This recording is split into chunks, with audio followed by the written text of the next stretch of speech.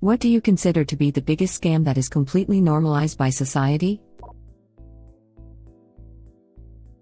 The easy-to-join, difficult-to-cancel subscription model. California is actually passing legislation to ban this in the state. There should be a legal requirement that you can unsubscribe or cancel anything through the same means you could sign up for it. If I can subscribe to something through a simple website form, I should be able to unsubscribe through the same means. Also, I shouldn't have to unsubscribe 15 times, I'm meaning more email lists BC. That crap's annoying. Searches for cancel subscription for 10 minutes. Finally, find it in the last place you would ever look. Are you sure? Click yes. But are you sure you're sure? Click yes. Tell us why you're leaving. Empty box requiring you to type why you're leaving. Type, BC. Click submit. Error message, your answer must be at least 1,000 characters long. Seriously? Type, I Ruhupaf des Wipskvat Cheek Hulks Quixi Rig for Fig Musik Surviabj Def, WHHCDRG1474778, and $and Tech Jeff BHHFX VJFG CX GFC Gig. You get the idea. Click submit. Now, are you sure you're sure? Mail a dog turd to their CEO with note, I'm sure. In order to cancel my smartphone contract this month, I had to fill out a form on my provider's website, call a specific number within 7 days, only to sit on hold for minutes twice before being redirected, confirm the last 4 digits of my IBAN, answer a security question, and finally, again listen to 10 minutes of, can I interest you in this special offer we've designed just for you? To contrast this, all I would have needed to do in order to continue or change my subscription plan, even to a significantly more expensive one, was pick an option on their website. No more affordable alternatives though, obviously, following that I received several calls a day by different customer retention numbers, which I had to block. They are now sending letters. Never again. Sad thing is, I know this would have worked had I been only a little less patient or busier. Effing vampires. Edit, for everyone asking, my provider was O2, Telefonica. I live in Germany. THX everybody for the advice, too. Also tie for the silver medal. Last time they tried to make me jump through all of these hoops, I told them I wish to cancel my account, and I'm instructing my bank to block any further charges from you. Do whatever you want with that information. Then I told my bank not to process any further charges. Quick and easy. Then I told my bank not to process any further charges. Quick and easy. This would be my approach if I was given the runaround about canceling a subscription. I'm not sure why it's not more common. Edit. Thank you all for the replies and clarifications. Anyone in this position, I'd encourage you to read the comments below. Because it doesn't cancel the bill, it just cancels the payment. You would still have an unpaid bill with the company they will come after you for. It just won't be auto-charged on your credit card. Many people use this as a way to cancel bill payments or fraud without realizing they are still on the hook for the billed amount. A company can still send a bill/invoice to you in the future and or send you to collections. The credit card company won't help you beyond payments or fraud made on the actual credit card. So yeah, call your credit card company, but also make sure you settle with the company billing you. Difficult to cancel should be brutally illegal. But here we are. Quora is so effing annoying, dude. I sign up once so I can scroll down a medical thread I was reading and suddenly I'm getting emails from 10 different accounts of theirs and I have to keep on unsubscribing. I hate it so much. What does this do? Detox drinks. Retox is way more fun. If only the body had a way of filtering out toxins. Well, now you're just taking the piss. Anything detox in reality. You need to detox your body from unnatural chemicals. Every single thing in nature is a chemical, Susan. If your liver relied on your juices to metabolize compounds, you'd be long dead by now. Ticketmaster. F Ticketmaster. On a similar note, booking fees for tickets. Is the ticket not a booking fee? Oh my god, Showcase Cinema in the UK really pisses me off with this. I go to the website, I browse the films, I choose the seats, I enter all my details, and I even print the effing ticket, yet you add a FKN admin fee. What freaking admin? I did everything. Call it a convenience fee. Like it's convenient you want to buy these tickets online, that'll be an extra 3%. How good are the added handling fees and postage fees even though the tickets are all digital? Companies not disclosing salaries on job listings and encouraging staff not to discuss pay. It only benefits the employer, but everyone goes along with it. Also, pay range is $70K to $90K, dependent on skills and experience. Spend 40+ hours filling out their online resume, phone interview number 1, phone interview number 2, Zoom interview, in-person interview number 1, in-person interview number 2, follow-up call number 1, follow-up call number 2. You far exceed their requirements in experience, education, and industry knowledge. They send you an offer letter. Congratulations, we would like to offer you the position starting at $60,000 per year. Make a counter offer while including a quote of their $70K to $90K range. Justify why you should get at least $90. Receive an email stating we are sorry, but that range was a mistake. It isn't for this specific position, the best we can do is $68,000. Total scam to get better talent to apply. I have had this happen twice. I've had a similar thing happen but with job title. The position posted regional manager, and during the interview they straight up said we put that title in the ad to attract candidates. This actually is not a manager level job. I was like, great, thanks for wasting my time.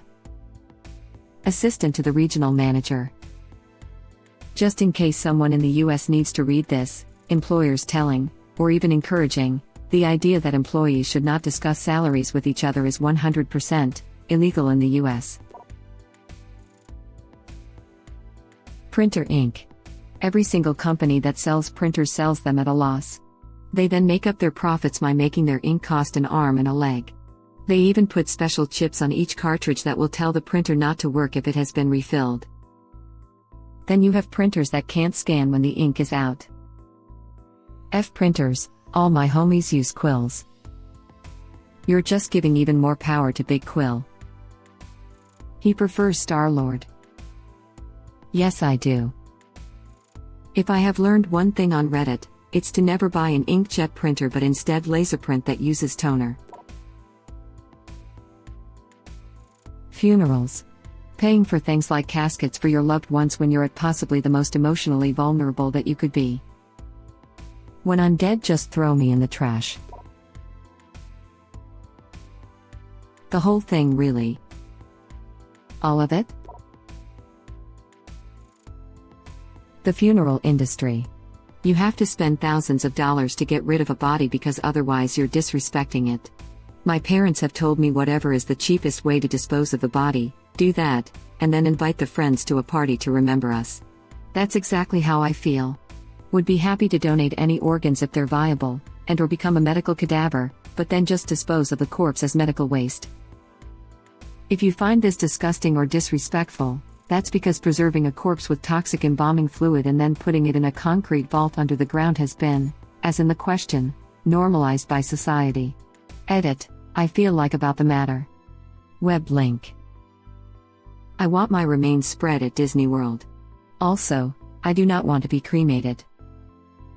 I want my head used as a prop in Haunted Mansion. Extended car warranties. Original poster replies. Good thing I got mine extended over the phone. Wow, they finally reached you. Insulin prices in USA. I did a research project for my science class, and learned that the man who discovered insulin didn't patent it, because he wanted everyone who needed it to have it.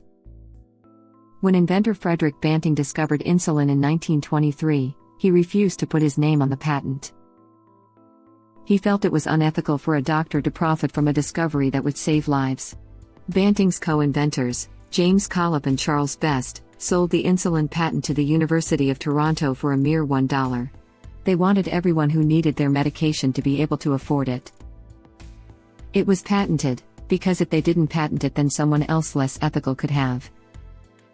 If it were today, they could have used something from the open source movement or Creative Commons to ensure that no one could ever patent and profit from it, but there was no way to do something like that with intellectual property at that time. Sold the formula for $1. The majority of plastic recycling in the US. Not only did corporations pass off the burden of dealing with it to the consumer while they just produce more and more every year, the majority of plastic beyond pop bottles isn't even actually recyclable and will end up being shipped to small South Asian countries where it will be burned. It's a huge scam. Metal and glass recycling still kind of works in some areas, but where fresh water is scarce, everything is net negative environmentally speaking, even paper. Thank you for the awards and all, but for real, please do your best to conserve, reduce, and do what makes sense environmentally for your specific region. Sometimes the best thing you can do is to conserve fresh water. The environmental costs of the impending/upcoming freshwater shortage in parts of the world will far outweigh any impacts from lack of recycling. In Cleveland, someone put GPS trackers in their recycling and found it was going straight to the dump. Guess we haven't truly recycled here in years, and yet people can get fined for not putting recycling out, using recycling bins wrong. Were the GPS trackers recyclable? It came out earlier this week that much of the UK's plastic waste is being dumped in Turkey. I've been recycling for over 20 years, and this really makes me wonder if it is worth it. I saw a thing about that where the majority of plastics aren't recyclables and that companies just put the recycling logo on the product to make people feel better for buying it. Also, that beyond a certain point the cost of recycling some glass isn't even feasible. I also heard about a place in the US where a trash company was charging customers for recycling pickup, and proceeding to take it to the dump with the rest of the garbage. All this tracking happening with everything on the internet. Social networks, ads, our banks, our phones with all those sensors. Everything is tracking us and collects information about us, and they use it in some spooky ways. Either way, I'd be happier if I at least could have more control over it, or even maybe could make money from the data about me myself. When you really see how deep this goes, it kind of feels like something from 1984. Oh, and also the ever-growing attempts of companies to go against ownership and to keep control over everything even after we buy it. Job listings where it's written no experience required, but then you keep reading, and they go like 2 years experience required to get this job. And the failure to list the salary for the role, so that they can check out what you're already on and offer you the lowest they can get away with. Everyone knows that's exactly what's happening, no matter how many bullcrap LinkedIn posts might try to pretend otherwise. Just pony up the salary, and be open about what you're going to pay, you effing cheapskates. Also, the effing irony of these same effers requiring great communication skills for the role they advertise, while simultaneously concealing the salary, that is, the most important aspect of the job. The idea that employees are obliged to have some kind of loyalty to an employer. The employer has paid for your services. They will drop you like a hot cake if they find someone cheaper. You cannot question that. Yet, if an employee shows the slightest bit of disloyalty, then, bang. It is not about the double standard of it. It is that employers dismissing employees is seen as normal, but employees dismissing employers is an outrage. That is the bit that is normalized. The entire concept of tax season. There is no reason as individuals we need to jump through all these hoops and in some cases pay exorbitant fees to have someone do our personal income tax filings. The Gov already knows the exact amount you owe. So why do we do it this way? Companies like TurboTax and lobbying groups representing tax lawyers have argued for years that we Americans prefer doing our taxes this way and that it's better for society when they, tax companies, can charge citizens for it. Seriously, it's a total racket. Having to calculate our own taxes as US citizens. Freemium. The fact that there's a word for it shows just how much we've normalized it. Everyone hates it, but it's still a fact of life now. It's reached the point where I don't even bother downloading new apps half the time if they say in-app purchases, because half of them are unusable without a subscription. When did it become not good enough to just outright buy a product and be able to use it? Amway. The $130 a photography company is requesting of me to release the 4 electronic photos they took of me during my university graduation procession.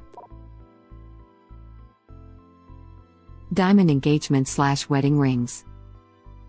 Diamond anything. Just saw the front page post of McGregor's watch and was thinking its resale value must be as low as it is hideous. If you get a career in what you love, you won't work a day in your life. Bull crap. I met someone who opened a dog daycare and that got him burned out of playing with dogs. There's no hobby that can survive being turned into work. There's no hobby that can survive being turned into work. Finally, what I've been thinking all along. Got into computers a few years ago. You know what? I started hating computers. Maybe I should get into something that I hate, so that there's no place to go from there but up.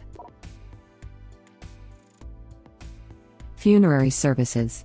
Seriously. The person is dead, they really don't care how nice their casket is. Stop letting people use your emotions and your religious beliefs against you. Being trendy. Fast fashion. People buy unnecessary clothes just to keep up with the trend. It's totally fine if you wear old clothes for years. Thank you for watching. Please subscribe to be the first to know about Red Rabbit Reader's new videos. If you like our videos, please like them on YouTube and share them with your friends. We welcome your comments below. Press to start another of our videos.